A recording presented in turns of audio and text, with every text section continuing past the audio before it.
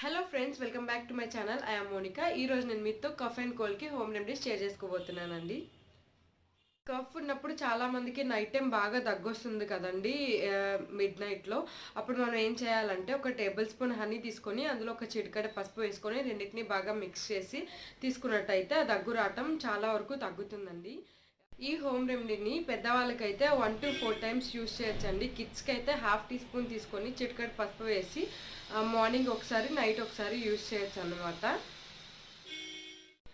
మనకి కఫ్ ఎక్కువ ఉన్నప్పుడు పెప్పర్ మిల్క్ అంటారండి, అది తీసుకుంటే మనకి కఫ్ అనేది చాలా వరకు రిలీఫ్ అయ్యే ఛాన్స్ ఉంటుంది. జలుబు కూడా వెంటనే తగ్గుతుంది అనమాట. నేను మీకు ఈ వీడియోలో చూపిస్తాను.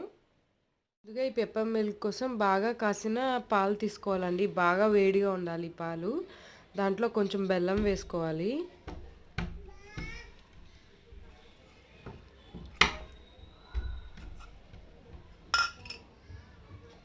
తర్వాత ఒక హాఫ్ టీ స్పూన్ మిరియాల పొడి వేసుకోవాలండి.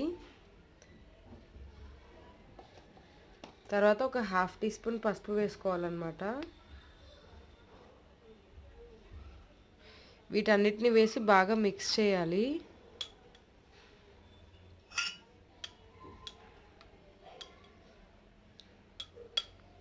పాలు ఖచ్చితంగా బాగా వేడిగా ఉండాలండి. బాగా వేడిగా ఇది తీసుకోవటం వల్ల కాఫ్ అన్నది త్వరగా తగ్గిపోయే ఛాన్స్ ఉంటుంది. కిడ్స్కి అయితే ఇందులో హాఫ్ కప్ ఇవ్వచ్చండి. పెద్దవాళ్ళకైతే 1 కప్ తీసుకోవచ్చు. కోల్డ్ అండ్ కఫ్ నుంచి చాలా త్వరగా రిలీఫ్ ఇస్తుంది అనమాట. ఇది చాలా అంటే చాలా ఓల్డ్ రెమెడీ అండి. 5 ఇయర్స్ అబౌవ్ కిడ్స్ నుంచి బాగా ఓల్డ్ పర్సన్స్ ఉంటారు కదా, ముసలి వాళ్ళ వరకు ఈ పెప్పర్ మిల్క్ని మనం ఇవ్వచ్చండి. చాలా అంటే చాలా రిలీఫ్ వస్తుంది అనమాట. ఇన్స్టంట్ రిలీఫ్ని కోల్డ్ కాఫ్ నుంచి ఇది మనకి ఇస్తుంది.